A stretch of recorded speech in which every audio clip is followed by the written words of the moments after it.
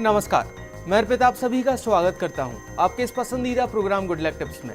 दर्शकों, हमारी हमेशा कोशिश रहती है आपको नई जानकारी देने की और हर रोज लेकर आते हैं हम आपकी समस्या के समाधान। आज फिर कुछ नई जानकारी के साथ रहेंगे हम आपके साथ आपके इस खास प्रोग्राम गुड लक टिप्स में।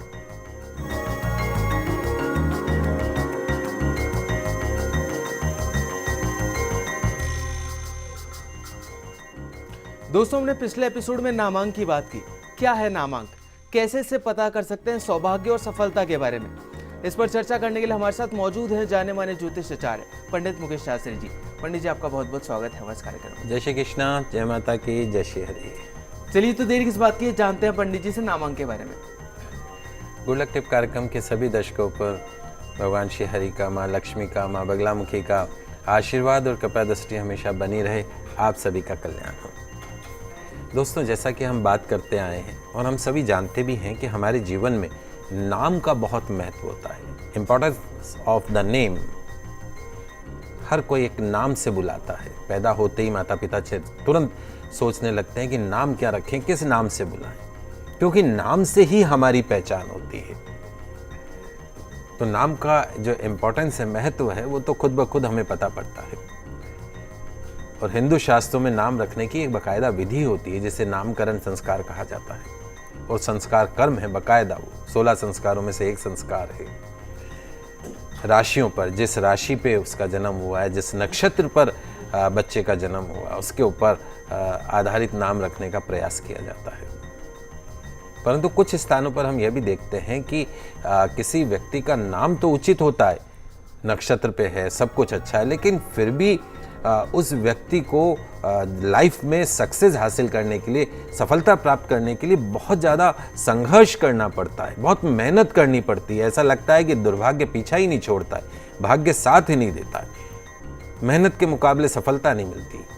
तो उस व्यक्ति को वो सफलता नहीं मिल पाती है जो वो डिजर्व करता है। तो ऐसे में अंक ज्योतिष या अंक शास्त्र के द्वारा हम नाम में कुछ परिवर्तन करके उस नाम का जो महत्व है, जो इम्पोर्टेंस है और उसका जो इम्पैक्ट है, प्रभाव है, वो हम उसको इंक्रीज कर देते हैं, उसको बढ़ा सकते हैं।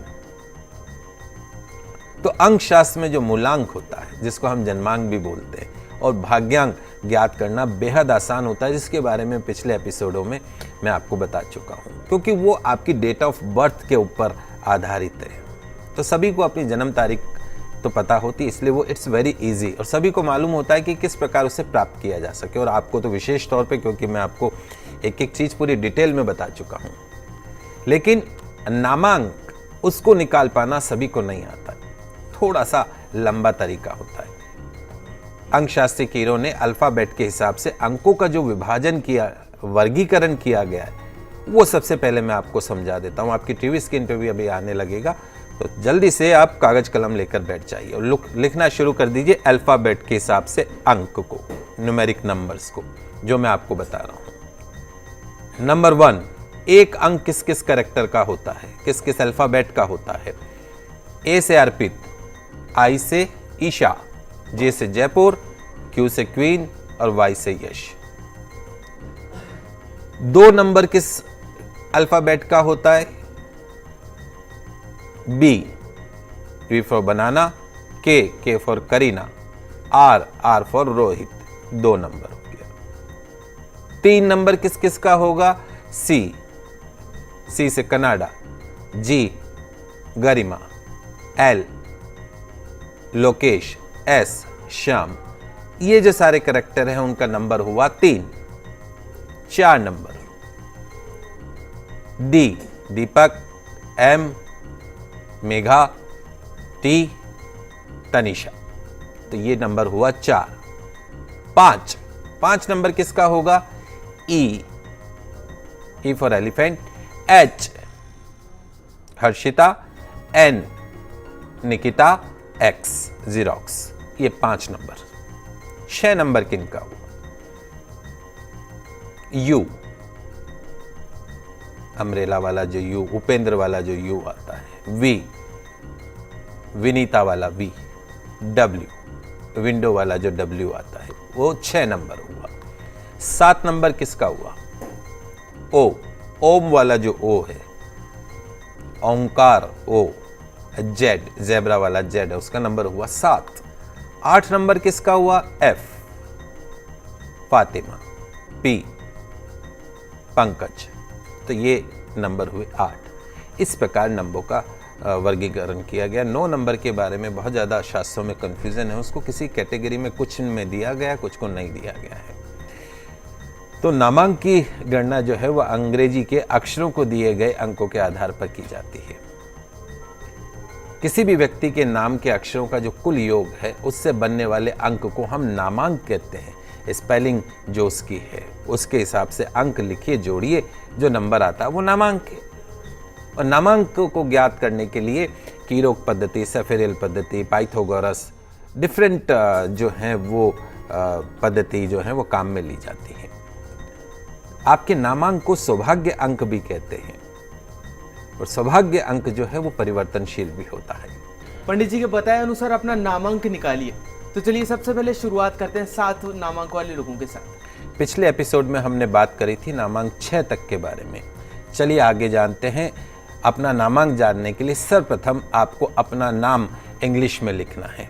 उदाहरण के तौर पे हमारे जो अर्पित बाबू हैं, इनका अगर हम नामांक ज्ञात करना चाहें, रोज़ आपको हमारे साथ टीवी पे बैठे हुए दिखते हैं, तो आप इनका भी करैक्टर पता करते हैं कि कैसे हैं ये। तो नामांक, अर्पित बाबू का नामांक क्या होगा? ARPIT लिख लिया इंग्लिश में।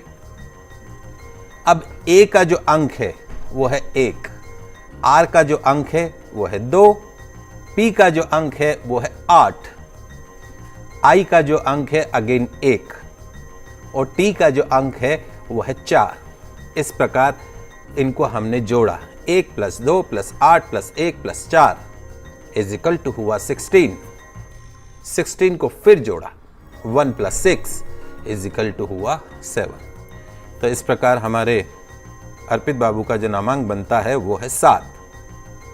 आइए जानते हैं कि जिनका नंबर 7 है उनकी विशेषता क्या है।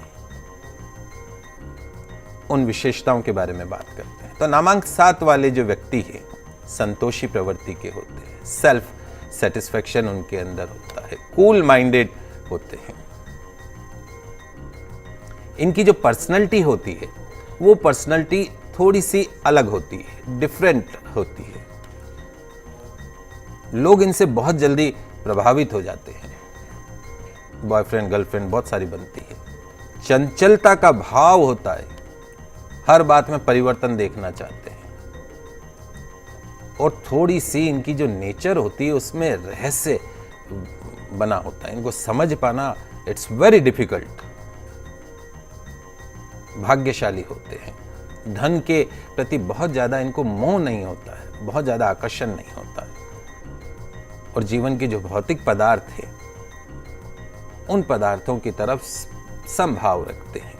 मिल जाए तो अति उत्तम, नहीं मिले तो भी अति उत्तम। लेकिन नामांक 7 वाले जो है वो अपने विचारों के द्वारा अनेक परिवर्तन करने का प्रयास करते हैं। धार्मिक आडंबरों से दूर रहने का प्रयास करते हैं, रूढ़िवादी विचारों से दूर रहने का प्रयास करते हैं, और उन्हें बदलने की इच्छा भी रखते हैं। स्वतंत्र नेचर के होते हैं, स्वतंत्र प्रवृत्ति के होते हैं। और जो विचारों की नवीनता है वो उन्हें एक अच्छा लेखक बना सकती है, अच्छा पत्रकार उनको बना सकती है। एंकर तो बने हुए हैं ही। तो नामांक 7 वालों में जो रहस्य जो वाली चीजें, अतीन्द्रिय जिसका वो ज्ञान होता है, तो खुद तो दूसरों की बात को बहुत जल्दी समझ जाते हैं, पर इनको समझना सबसे मुश्किल काम है। तो ये तो हुई कुछ अच्छी बातें। इनके लिए सावधानी वाली बातें वो भी बता देते हैं कि अर्पित बाबू वाले जो हमारे बाकी जो दर्शक हैं जिनका 7 नंबर है उनको क्या करना चाहिए। अपने विचारों पर स्थिर रहने की आवश्यकता है। आज ये, कल वो, परसों वो नहीं होना चाहिए। और किसी अन्य की सलाह मैं क्या करूं ना, स्वयं की सोच पर क्रियान्वित करें। आप खुद डिसीजन मेकर बने। और बहुत ज्यादा क्रोध मत करिए। कभी कभी बहुत जल्दी आपको जो गुस्सा आता है ना उसके ऊपर कंट्रोल करिए। और बहुत ज्यादा इमोशनल भी मत बनिए, समभाव रखिए। और ये ध्यान रखिए कि बदलाव अच्छा होता है, change is always for better. लेकिन बहुत जल्दी जल्दी परिवर्तन करना वो उचित नहीं है। और पॉकेट में धन रखने का प्रयास करिए। बहुत ज़्यादा गर्लफ्रेंडों के ऊपर खर्चा नहीं करना चाहिए। पंडित जी आपका बहुत बहुत शुक्रिया, आपने मेरा जो नामांक है 7 उसके बारे में भी जानकारी दी मुझे। मोस्ट वेलकम बेटा। चलिए अब आगे बढ़ते हैं और बात करते हैं नामांक 8 वाले लोगों के बारे में। बिल्कुल, आइए जानते हैं नामांक 8। उदाहरण के तौर पर यदि किसी का नाम रमा है या रामा है तो उस नाम का जो नामांक प्राप्त करना हो तो कैसे लिखते हैं? RAMA। R = 2, A = 1, M = 4, A = 1। कुल जमा जोड़ 2 + 1 + 4 + 1 = 8। तो इस प्रकार जिसका नाम रमा है या रामा है उसका जो नामांक है वो बनता है 8। आइए जानते हैं कि उसकी विशेषताएं क्या हैं। 8 नंबर की विशेषताएं। ऐसे लोग जिनका 8 नंबर है, इनका जो लाइफ है वो बहुत ज़्यादा फ्लक्चुएट करती, उथल पुथल बहुत ज़्यादा होता है। जो इनकी लाइफ है बहुत ज़्यादा उसमें चेंजेस होते हैं, परिवर्तनशील मानी जाती है, अंतर्मुखी होते हैं, अपने कार्यों के प्रति काफ़ी सजग रहते हैं और जो भी कार्य करते हैं उसे शांति के साथ पूर्ण करने का प्रयास करते हैं। और नामांक 8 को दिखावा पसंद नहीं होता। यह लोग अपने आप में भी प्रसन्न रह सकते हैं। नामांक 8 काम के जो है बड़े दूरगामी परिणाम होते हैं जो ये काम करते हैं। साथ ही साथ ये जो भी कार्य करते हैं ठोस होता है, मजबूत होता है, पूर्ण हो जाता है तो लोग उस कार्य की सराहना करते हैं कि अरे इसने काम बहुत अच्छा किया है। धर्म के प्रति बहुत ज्यादा विशेष रुचि नहीं होती। नामांक 8 के जो लोग हैं स्वभाव से सेवा भाव करने वाले होते हैं। इनके साथ इनमें चालाकी का भाव भी थोड़ा सा निहित होता है। अपना काम करवाना अच्छी तरीके से जानते हैं, अच्छे मित्र बनाने की इच्छा भी रखते हैं और पूरी निष्ठा के साथ मित्रता को निभाते हैं। नामांक 8 वाले जल्द ही निराश भी हो जाते हैं। इन्हें किसी बात का श्रेय भी जल्द प्राप्त नहीं होता है, परंतु जब लोग इनकी महत्वता को जान लेते हैं तब इनको भरपूर सम्मान भी मिलता है। आइए जानते हैं नामांक 8 वालों के लिए सावधानियां। नामांक 8 वाले जो हैं उनको अपनी क्षमता पर संदेह नहीं करना चाहिए और दूसरों के ऊपर भी संदेह करने की जो आदत है, हर चीज को शक की नजर से देखने की जो आदत है उसको कम करने की जरूरत है। और आपको हमेशा किसी ना किसी से शिकायत रहती है। ये नेचर आप चेंज कर लीजिए। अकेलेपन से बचिए, अच्छे मित्र बनाने का प्रयास कीजिए। आपके भीतर अकेलापन दूर हो सकेगा अगर आप अच्छे दोस्त बनाते हैं। और संकोची होने से बचिए, खुलकर अपनी भावनाओं को व्यक्त करना सीखिए। आप चूंकि खुल के अपना स्नेह या बात नहीं करते हैं तो कोई आपको समझ नहीं पाता है। आपके इस नेचर के कारण लोग आपको समझने में गलती भी कर सकते हैं। चलिए यहाँ पर वक्त हो चला एक छोटे से ब्रेक का, पर आप कहीं मत जाइएगा, जल्द वापस लौटते हैं गुड लक टिप्स में।